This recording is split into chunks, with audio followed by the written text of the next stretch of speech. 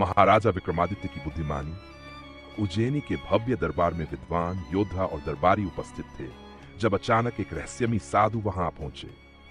उनकी पोशाक फटी पुरानी थी, लेकिन आंखों में अपार तेज था। उनके कांपते हाथों में एक सुनहरा फल चमक रहा था।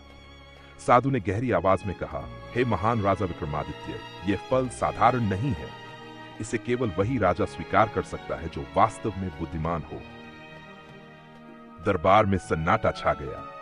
सबकी नजरें विक्रमादित्य पर टिक गई। वे धीरे से मुस्कुराए, फिर बिना कोई लालच दिखाए उस फल को अपने मंत्री को सौंपते हुए बोले, इसे राजभंडार में रखवा दो और इसे प्रजा में वितरित करवा दो। लेकिन जैसे ही फल को काटा गया, पूरा दरबार हैरान रह गया। उसके अंदर एक चमचमाता हुआ बेशकीमती रत्न छिपा था। चारों ओर कानाफूसी होने लगी, परंतु राजा विक्रमादित्य शांत और गंभीर बने रहे। उन्होंने साधु की ओर देखते हुए पूछा, यह मूल्यवान वस्तु मुझे क्यों दी गई? साधु हल्के से मुस्कुराए और बोले, यह एक परीक्षा थी महाराज। कोई लालची राजा इसे अपने खजाने में रख लेता, कोई मूर्ख राजा इसे यूं ही फेंक देता, लेकिन आपने इसे अपनी प्रजा को देने का निर्णय लिया। आप वास्तव में योग्य हैं। फिर साधु रहस्यमयी स्वर में बोले, दूर घने जंगलों के बीच एक प्राचीन मंदिर छिपा है। उस मंदिर में एक दिव्य सिंहासन रखा है।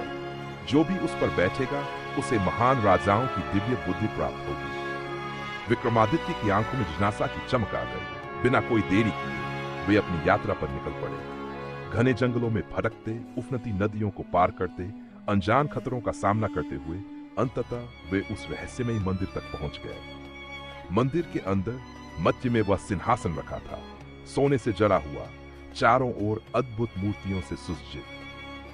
लेकिन जैसे ही विक्रमादित्य उस पर बैठने आगे बढ़े, एक मूर्ति जीवंत हो उठी और गंभीर आवाज में बोली, ठहरिए हे राजन, इस सिंहासन पर बैठने से पहले आपको महान राजाओं की कहानियां सुननी होंगी। एक कर सिंहासन के चारों ओर खड़ी ठिठिबो मूर्तियां बोलने लगीं। प्रत्येक ने उन्हें न्याय, त्याग और बुद्धिमत्ता की कहानियां सुनाई। विक्रमादित्य एकाग्रता से सुनते रहे, राजा नहीं बल्कि एक जिज्ञासु विद्यार्थी की तरह। आखिरकार जब भीरवी मूर्ति ने भी अपनी कथा समाप्त की तो पूरा सिंहासन दिव्य प्रकाश से जगमगा उठा। जैसे ही विक्रमादित्य ने उस पर बैठने का साहस किया, उन्होंने अपने भीतर असीम जान की शक्ति महसूस की। जब वे उज्जैनी लौटे तो वे केवल एक महान योद्धा नहीं बल्कि इतिहास के सबसे बुद्धिमान और न्यायप्रिय राजा बन चुके थे। उनकी ख्याति दूर दूर तक फैल गई और आज भी उनका नाम अमर है। सीख, सच्ची महानता धन या शक्ति में नहीं बल्कि ज्ञान, निस्वार्थता और सतत सीखने की इच्छा में होती है।